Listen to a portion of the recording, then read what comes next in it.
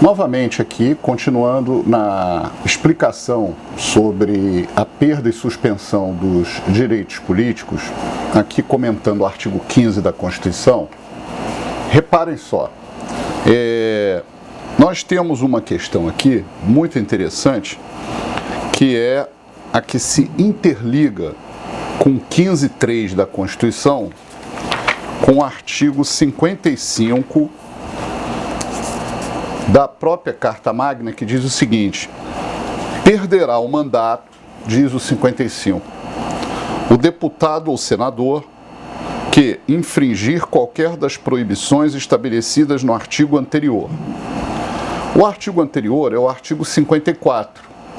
O artigo 54 diz assim, da Carta Magna: os deputados e senadores não poderão, desde a expedição do diploma, lembrando que a diplomação é a última etapa do processo eleitoral lato sensu. Nós temos 4 fases: o alistamento, a votação, a apuração e a diplomação. Muito bem. Então, não se pode, letra A, firmar ou manter contrato com pessoa jurídica de direito público, autarquia, empresa pública, sociedade de economia mista ou empresa concessionária de serviço público, salvo quando o contrato obedecer a cláusulas uniformes. Bem, aqui nós estamos diante da incompatibilidade negocial, né? Não se pode manter contratos com essas pessoas. Aí a letra B fala: aceitar ou exercer cargo, função ou emprego remunerado, inclusive os de que sejam demissíveis ad nutum nas entidades constantes da linha anterior. E aqui nós estamos diante do que a doutrina chama de incompatibilidade funcional.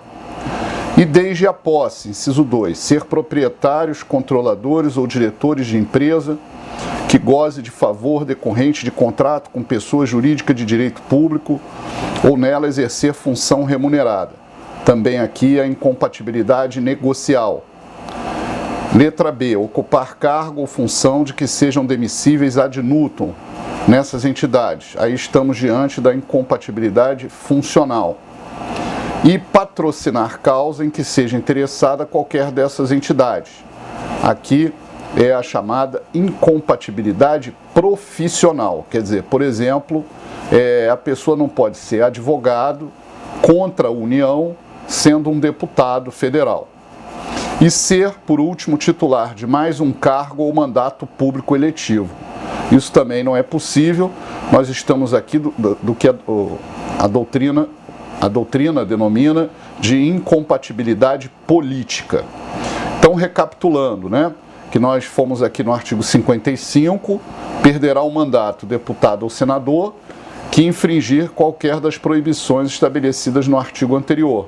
Então, no artigo anterior, nós temos, recapitulando, as incompatibilidades negociais, as incompatibilidades funcionais, as incompatibilidades profissionais e as incompatibilidades políticas. Repara que essas incompatibilidades não são questionadas no âmbito da Justiça Eleitoral.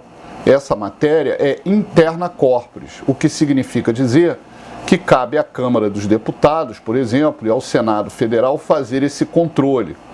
E esses atos, uma vez violados, também podem ensejar a análise da improbidade administrativa. E aí, continuando aqui no 55, porque eu quero levar vocês a um comentário muito importante. O 55 da Carta Política, no inciso 2, diz assim: cujo procedimento for declarado incompatível com o decoro parlamentar. Ora, o decoro parlamentar, ele é tratado nos respectivos regimentos internos do Senado Federal e da Câmara dos Deputados. Então, o decoro parlamentar, ele é suficiente para ensejar a cassação do mandato eletivo por decisão de votos dos demais pares da casa, dos demais parlamentares, né? Mas essa questão da cassação por falta do decoro parlamentar também enseja aqui a análise da Lei Complementar 64 de 90, artigo 1º, inciso 1, a linha B. Vamos então tratar de fazer um breve comentário sobre a Lei Complementar, né, nesse artigo, certo? Muito bem.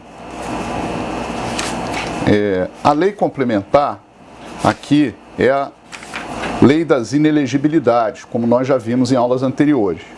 E o artigo 1º diz: são inelegíveis para qualquer cargo, letra B, inelegíveis, os membros do Congresso Nacional, das Assembleias Legislativas, da Câmara Legislativa e das Câmaras Municipais, que hajam perdido os respectivos mandatos por infringência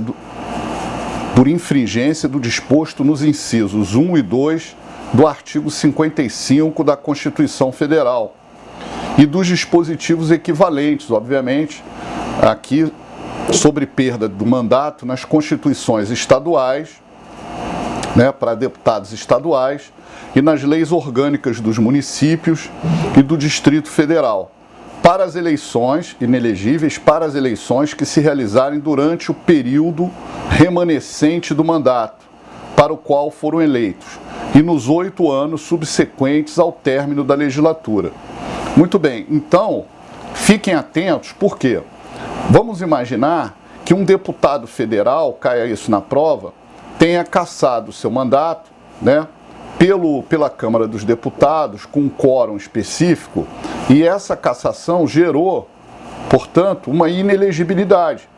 Então, se ele for cassado no primeiro ano, ele vai ficar 3 anos inelegível, que é pelo período do mandato remanescente, e mais 8 anos após o mandato. Quer dizer, quem é cassado no primeiro ano fica mais tempo inelegível, certo? Quem é cassado no último ano, o período remanescente do mandato dura menos. Perfeito? Todos entenderam. Então vamos voltar aqui no artigo 55 da Constituição, que no inciso 3º diz que o deputado ou senador que deixar de comparecer em cada sessão legislativa a terça parte das sessões ordinárias da casa que pertencer, salvo licença ou omissão por essa autorizada. Bem, aqui é o caso de contumácia voluntária, né? A omissão voluntária ao trabalho, ao comparecimento sem uma justificativa. E o inciso 4º diz que perder ou tiver suspensos os direitos políticos. Ora, o 55, inciso 4, trata da perda e suspensão dos direitos políticos como uma hipótese de perda do mandato do deputado ou senador, e isso se aplica também aos vereadores, aos deputados estaduais. Muito bem, então, vocês imaginem as hipóteses do artigo 15.3 da Constituição, que nós estamos comentando, que é a condenação criminal, né? Bem, então o inciso 5º, ainda continuando aqui do artigo 55, fala: quando decretar a Justiça Eleitoral, nos casos previstos nesta Constituição. E por último, o inciso 6, que sofrer condenação criminal em sentença transitada em julgado. Eu quero chamar a atenção que o Supremo Tribunal Federal já mudou a sua jurisprudência algumas vezes. Então, atualmente, no momento em que nós estamos aqui tratando nessa aula desse tema, né, o deputado federal que é condenado pelo Supremo Tribunal Federal e a sentença transita em julgado num processo criminal, ele não perde automaticamente o mandato eletivo. Isso ainda vai à votação na Câmara dos Deputados, porque o STF entende que o inciso 6º, e esse entendimento é por maioria, não é por unanimidade, que o inciso 6º é específico em relação ao inciso 4º. E eu estou dizendo isso para fazer uma explicação muito importante na aula subsequente, em que nós trataremos aqui especificamente da hipótese de extinção do mandato e cassação do mandato prevista no parágrafo 2º e 3º do artigo 55. Tá bom? Então vamos continuar assistindo às aulas e vamos em frente, que esse tema é muito importante para a prova.